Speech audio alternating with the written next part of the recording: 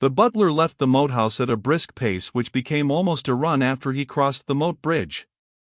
His way across the park lay along the carriage drive, bordered by an avenue of tall trees, between an ornamental lake and some thick game covers, and then through the outer fields to the village.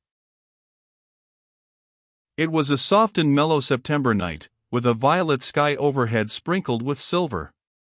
But a touch of autumn decay was in the air, which was heavy and still, and a white mist was rising in thick, sluggish clouds from the green, stagnant surface of the lake. The wood was veiled in blackness, in which the trunks of the trees were just visible, standing in straight, regular rows, like soldiers at attention. Tufnell hurried along this lonely spot, casting timid glances around him. He was not a nervous man at ordinary times, but like many country people, he had a vein of superstition running through his phlegmatic temperament, and the events of the night had swept away his calmness. The croaking of the frogs and the whispering of the trees filled him with uneasiness, and he kept glancing backwards and forwards from the lake to the wood, as though he feared the murderer might suddenly appear from the misty surface of the one or the dim recesses of the other. He had almost reached the confines of the wood when he was startled by a loud whir, which he recognized as the flight of a covey of partridges from a cover close at hand. What had startled them? Glancing fearfully around him, he saw, or thought he saw, the crouching figure of a man in one of the bypaths of the wood, partly hidden by the thick branches which stretched across the path a short distance from the drive.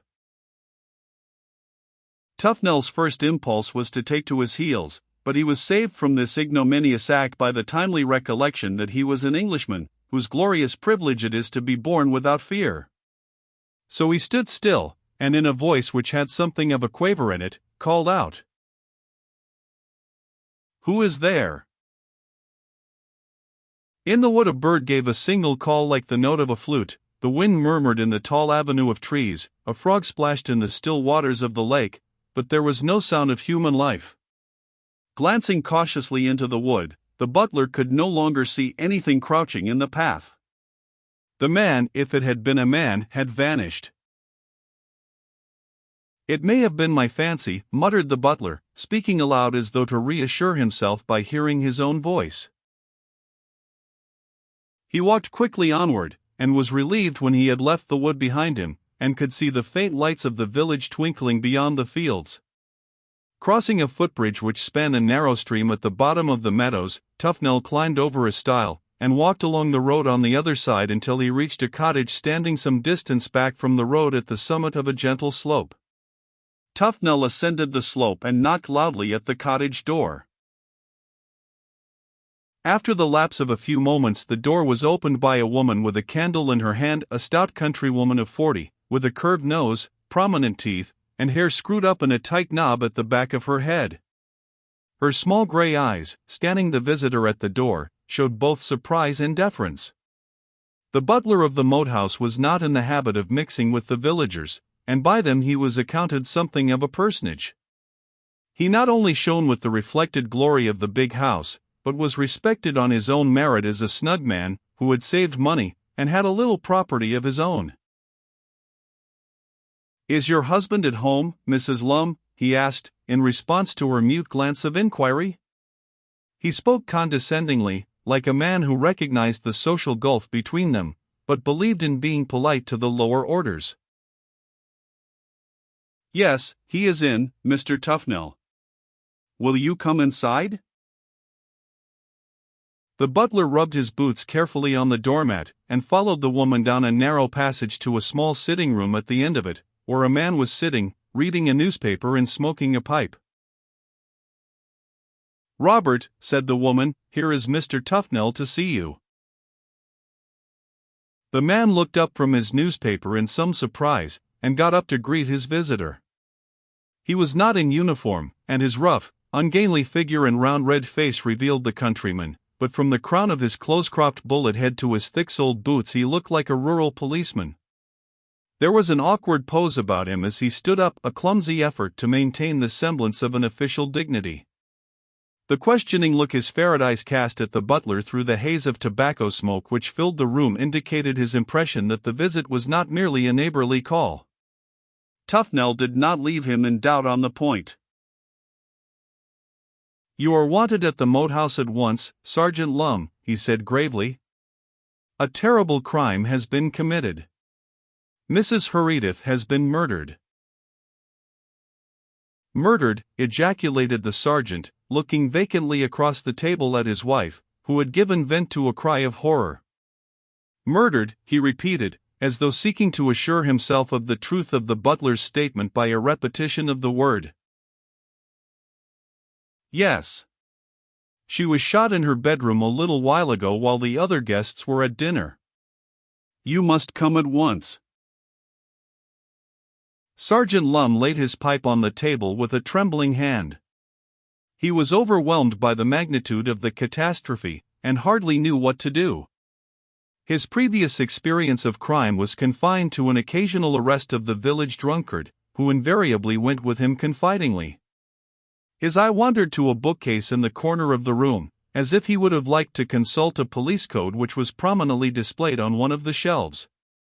Apparently he realized the indignity of such a course in the presence of a member of the public, so he turned to Tufnell and said, "I'll go with you, but I must first put on my tunic." "Be as quick as you can," said the butler, taking a chair. Sergeant Lum went into an inner room, where his wife followed him.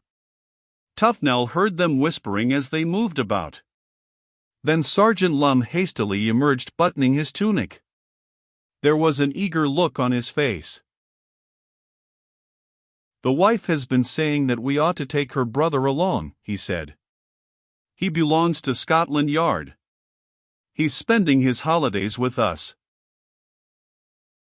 "Where is he?" asked Tufnell, impressed by the magic of the name of Scotland Yard. "He's just stepped over to the Fox and not to have a game of billiards, finding it a bit lonesome here, after London. Do you think we might send for him and take him with us?" "I think it would be a very good idea," said Tufnell. "But can he be got at once?" he added, with a glance at the little clock on the mantelpiece. "The sooner we return the better." "The wife can bring him while I am changing my boots. Hurry down to the Fox, Maggie, and tell Tom he's wanted at once." "Don't tell him what it's for until you get him outside," hastily counseled the butler as the policeman's wife was departing on her errand. "Sir Philip won't like it if he hears that what happened tonight was discussed in the Fox taproom." The little clock on the mantelpiece had barely ticked off 5 additional minutes when Mrs. Lum returned in a breathless state, accompanied by a young man with billiard chalk on his coat and hands. "This is my brother, Detective Caldew," said Mrs. Lum, between pants, to the butler. "I told him about the murder, and we hurried back as fast as we could. It's a horrible crime, and we must lose no time while there is still a chance of catching the murderer," said the young man, regaining his breath more easily than his stout sister. He brushed the billiard chalk off his clothes as he spoke. "Let us go at once." Tufnell cast a curious glance at the newcomer. He saw a man of about 35, tall, well-built and dark, with a clean-shaven face and rather intelligent eyes under thick dark brows. He had some difficulty in recognizing Detective Caldew as the village urchin of a score of years before who had touched his cap to the moat-house butler as a great personage, second only in importance to Sir Philip Herodotus himself. Tufnell was not aware that in the former village boy who had become a London detective he was in the presence of a young man of soaring ambition. Caldew had gone to London 15 years before with the idea of bettering himself. After tramping the streets of the metropolis for some months in a vain quest for work, he had enlisted in the Metropolitan Police Force rather than return to his native village and report himself a failure. At the end of 2 years' service as a policeman he had been given the choice of transfer to the Criminal Investigation Department of Scotland Yard. He had gladly accepted the opportunity, and had shown so much aptitude for plainclothes work that by the end of another 2 years he had risen to the rank of detective. Caldew thought he was on the rapid road to further promotion, and had married on the strength of that belief. But another 10 years had passed since then, and he still occupied a subordinate position, with not much hope of promotion unless luck came his way. And there seemed very little chance of that. Caldu's professional experience had imbued him with the belief that the junior officers of Scotland Yard existed for no other purpose than to shoulder the blame for the mistakes of their official superiors, who divided amongst themselves the plums of promotion, rewards, and newspaper publicity. That, of course, was the recognized thing in all public departments. Caldu found no fault with the system. His great ambition was to obtain some opening which would bring him advancement and his share of the plums. He believed his opportunity had arrived that night. It had always been his dream to have the chance to unravel single-handed some great crime, a murder for choice, in which he alone should have all the glory and praise in newspaper paragraphs. He determined to make the most of the lucky chance which had fallen into his hands, before anybody else could arrive on the scene. He had confidence in his own abilities, and thought he had all the qualifications necessary to make a great detective. He was, at all events, sufficiently acute to realize that opportunity seldom knocks twice at any man's door. The three men set out for the moat house. At the butler's request, Sergeant Lumb went ahead to summon the doctor, who lived on the other side of the village green, and while he was gone Caldu drew the details of the crime from his companion. Lumb rejoined them at the footbridge which led across the meadows into the Herodotus estate, and they proceeded on their way in silence. Sergeant Lumb's brain, such as it was in too much of a whirl to permit him to talk coherently. Tufnell, habitually a taciturn individual, had been rendered more so than usual by the events of the night, and Caldu was plunged into such a reverie of pleasurable expectation, regarding the outcome of his investigations of the Moathouse murder, that the stages of his promotion through the grades of detective, sub-superintendent, and superintendent, flashed through his mind as rapidly as telegraph poles flit past a traveler in a railway carriage. The crime which had struck down one human being in the dawn of youth and beauty, turned another into a murderer, and plunged an old English family into horror and misery, afforded Detective Caldu's optimistic temperament such extreme gratification that he could scarcely forbear from whistling aloud. But that is human nature. They passed through the wood, and crossed the moat bridge. The mist was creeping out of the darkness on both sides of the moat house, casting a film across the faint light which gleamed from one or two of the heavily shuttered windows. Caldu, pausing midway on the bridge to glance at the mist spiral stealing up like a troop of ghosts, asked his brother-in-law if the moat was still kept full of water. He received an affirmative reply, and walked on again. A maidservant answered Tufnell's ring at the front door, and informed him in a whisper that Sir Philip and Miss Herodotus were in the drawing-room. Thither they bent their steps, and found Musard awaiting them near the door. He nodded to Sergeant Lumb, whom he knew, and glanced interrogatively at Caldu. Lumb announced the latter's identity. "You had better come in here first," said Musard, opening the door of the drawing-room and revealing the baronet and Miss Herodotus sitting within. Brother and sister glanced at the group entering the room. "This is Detective Caldu, of Scotland Yard," Musard explained to them, indicating the young man. "He is staying with Lumb, who thought it advisable to bring him." "Have you told them everything?" Miss Herodotus spoke to Tufnell. Her dry lips formed the words rather than uttered them, but the old retainer understood her, and bowed without speaking. "What do you wish to do first, Detective Caldu?" she added, turning to him, and speaking with more composure. She was quick to realize that he would take the lead in the police investigations. A glance at Sergeant Lumb's flustered face revealed only too clearly that the position in which he found himself was beyond his official capabilities. Caldu stepped briskly forward. He was in no way embarrassed by his unaccustomed surroundings or by the commanding appearance of the great lady who was addressing him. He was a man who believed in himself, and such men are too much in earnest to be diffident. "I should like to ask a few questions first, madam," he said. "So far, I have heard only your butler's version of what happened." Without waiting for a reply, he launched a number of questions, and made a note of the replies in a pocketbook. Musard, who assisted Miss Herodotus to answer the questions, was rather impressed by the quick intelligence the detective displayed in eliciting all the known facts of the murder, but Sergeant Lum, who remained standing near the door, was shocked to hear Caldew cross-questioning the great folk of the moat-house with such little ceremony. He thought his brother-in-law a very forward young fellow, and hoped that Miss Herodotus would not hold him responsible for his free and easy manner. "Now I should like to commence my investigations," said Caldew, replacing his pocketbook. "There has been too much time lost already. I will start with examining the room where the body is, if you please." "Certainly." Miss Herodotus rose from her seat as she uttered the word. "My dear Alethea." Musard's tone was expostulatory. "I will take the detective upstairs. There is no need for you to come." "I prefer to do so." Miss Herodotus's tone admitted of no further argument. She was about to lead the way from the room when she paused and glanced at Tufnell.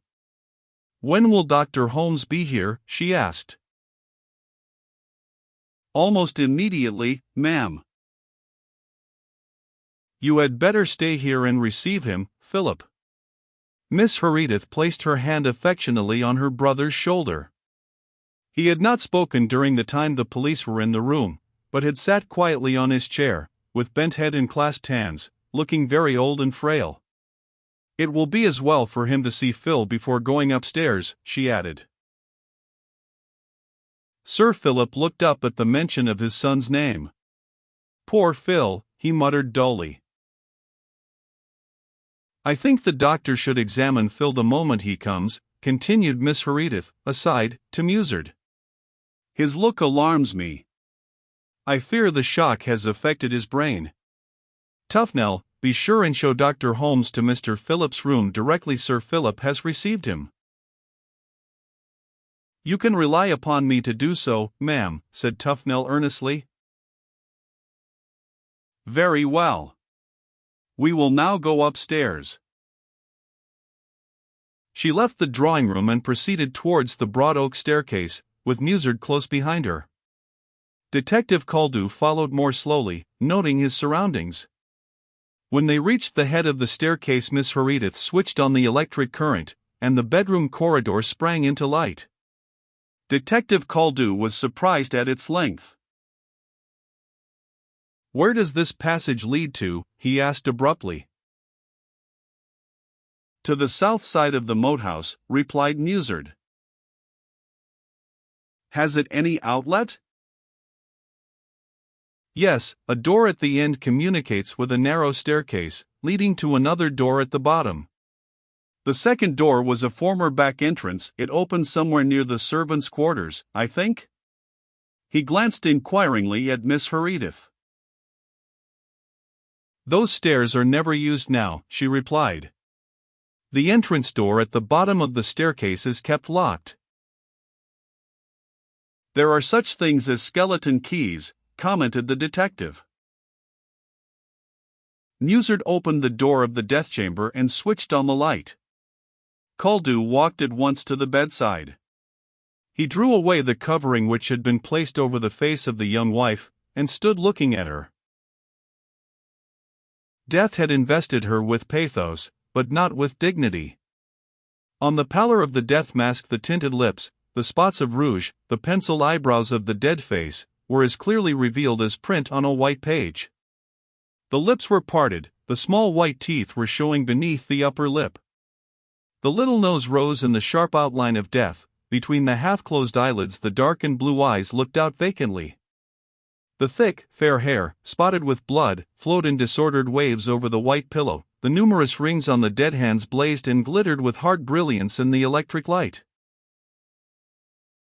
It was these costly jewels on the murdered girl's hands which prompted the question which sprang to the detective's lips. "Did the murderer take anything?" he asked. "Has anything been missed?" "No," said Miss Herodotus. "Nothing has been taken." "Mrs. Herodotus had more jewelry than this, I suppose," pursued the detective. Brooches and necklaces, and that kind of thing. Where were they kept? Mrs. Herodotus' jewel case is downstairs, in the safe in the library, replied Miss Herodotus. She did not feel called upon to add the additional information that she had taken it there herself, and locked it up, not half an hour before. Detective Caldew made a mental note of the fact that the motive for the crime was not robbery, unless, indeed, the murderer had become flurried and fled. His eye, glancing round the room, was attracted by the window curtains, which were stirring faintly. He flung them back, and saw the open window. "How long has this window been open?" he asked. Miss Herodotus gave her reasons for believing that the window was closed when she left Violet to go downstairs to the dining room. Caldew listened thoughtfully, and nodded his head in quick comprehension when she added the information that the bedroom window was nearly 20 feet from the ground. "You think the murderer did not jump out of the window," he said. "The more important point is, did he get in that way? It is not a difficult matter to scale a wall to reach a window if there is any sort of a foothold. It is a point I will look into afterwards." He tried the window catch, and then walked about the room, examining it closely. His quick, eager eyes, looking about in every direction, were caught by something glittering on the carpet, close to the bed. He glanced at his companions. As a detective, he had long learnt the wisdom of caution in the presence of friends and relatives. "I should like to be left alone in the room in order to examine it more thoroughly," he briefly announced. When Miss Herodotus and Musard had left the room, he locked the door behind them, and, kneeling down by the bedside, disentangled a small shining object almost concealed in the thick green texture of the carpet. It was a trinket like a bar brooch, with gold clasps. The bar was of transparent stone, clear as glass, with a faint sea-green tinge, and speckled in the interior with small black spots. Caldew had never seen a stone like it. The frail gold of the setting suggested that it was not of much intrinsic value, but it was a pretty little trinket, such as ladies sometimes wear as a mascot. Caldew reflected that if it were a mascot, it was by no means certain that the owner was a woman. Many young officers took mascots to the front for luck. As he turned it over in his hand, he observed some lettering on the underside. He examined it curiously, and saw that an inscription had been scratched into the stone in round, irregular handwriting, obviously an unskilled, almost childish effort. Holding the brooch closer to the light, he was able to decipher the inscription. It consisted of two words, Semper Fidelis. It seemed to Caldew that the inscription rather weakened the correctness of his first impression that the trinket had been worn as a feminine mascot. He doubted very much whether any modern woman would cherish a mid-Victorian sentiment like always faithful. On the other hand, many men might. His experience as a detective had led him to the belief that men were more prone to such sentiments than the other sex, though their conduct rarely accorded with their protestations and temporary intentions. Struck by a sudden thought, he dropped the trinket back on the carpet. It was just visible in the thick pile. "A good idea," he murmured, as he rose to his feet. "I'll watch this room tonight." As he stood there, speculating on the possibility of the owner of the trinket returning to the room to search for it, he was interrupted by a low tap at the door. He walked across and opened it. Tufnell stood outside, grave and composed. "Mr. Musard would like to see you in the library," he said. His tone was even and almost deferential, but the detective's watchful eyes intercepted a fleeting glance cast by the butler over his shoulder in the direction of the still figure on the bed. "Very well, I will see him," said the detective. "I will take you to him, if you will come with me." The butler preceded him along the passage with noiseless step, and Caldew followed him, deep in thought. The butler escorted him to the library, and entered after him. Musard was in the room alone, standing by the fireplace, smoking a cigar. He looked up as Caldew entered. "I have just learned something which I think you ought to know," he said. "The information comes from Tufnell. He tells me that while he was going around the house this afternoon he found the outside door of the back staircase unlocked." "Do you mean the door at the bottom of the staircase in the left wing?" asked Caldew. "Precisely. I understood from Miss Herodotus that this door was always kept locked." "So it is, as a rule. It was only by chance that the butler discovered this evening that it had been unlocked. You had better explain to the detective, Tufnell, how you came to find it unfastened." "I was going round by the back of the house this evening," said the butler, coming forward. "As I passed the door I tried the handle. To my surprise it yielded. I opened the door, and found that the key was in the keyhole, on the other side. I locked the door, and took the key away." "What time was this?" inquired Caldew.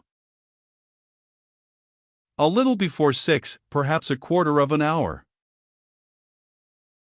"Is it your custom to try this door every night?" "Oh, no, it is not necessary. The door is always kept locked, and the key hangs with a bunch of other unused keys in a small room near the housekeeper's apartments, where a number of odds and ends are kept." "When was the last time you tried the door?" The butler considered for a moment. "I cannot rightly say," he said at length. "The door is never used, and I rarely think of it." "Then, for all you know to the contrary, the key may have been in the door for days, or weeks past." "Why, yes, it is possible, now that you come to mention it," said the butler, with an air of surprise, as though he had not previously considered such a contingency. "The key had been taken off the bunch?" "Yes." "Do the servants know where the key is kept?" "Some of the maidservants do. The back staircase is occasionally opened for ventilation and dusting, and the maid who does this work gets the key from the housekeeper." "Who has charge of the room where the keys are kept?" "Nobody in particular. It is really a sort of a lumber room. The housekeeper has charge of the keys." "Thank you, that is all I wished to know." The butler left the room, and Caldew looked up, to encounter Musard's eyes regarding him. "Do you think this has anything to do with the murder?" Musard asked. Caldew hesitated for a moment. It was on the tip of his tongue to reply that he attached no importance to the butler's statement, but professional habits of caution checked his natural impulsiveness. "I want to know more about the circumstances before advancing an opinion," he replied. Tufnell's story was rather vague. "In what respect?" "In regard to time. The door may have been left unlocked for days." "Who would unlock it?" replied Musard. "The inference, in view of what has happened, seems rather that the door was unlocked today, and Tufnell stumbled upon the fact by a lucky chance, by fate, if you like. At least it looks like that to me." "And the murderer entered by the door?" "Yes." "I think that is assuming too much," said Caldew. He had no intention of pointing out to his companion that such an assumption overlooked the fact that Tufnell's discovery, and the locking of the door, had not prevented the crime and the subsequent escape of the murderer. He turned to leave the room, but Musard was in a talkative mood. He offered the detective a cigar, and kept him for a while, chatting discursively. Caldew was in no humor to listen. His mind was full of the problems of this strange case, and he was anxious to return upstairs. He took the first opportunity of terminating the conversation and leaving the room. It was his intention to conceal himself in one of the wardrobes of the bedroom in the hope that the owner of the trinket he had found would return in search of it. As he reached the landing, he was surprised to see that the door of the murdered woman's bedroom was wide open, although he remembered distinctly that he had closed it when he left the room to accompany the butler downstairs. With a quickly beating heart, he hurried across the room to the spot where he had left the trinket. But it was gone.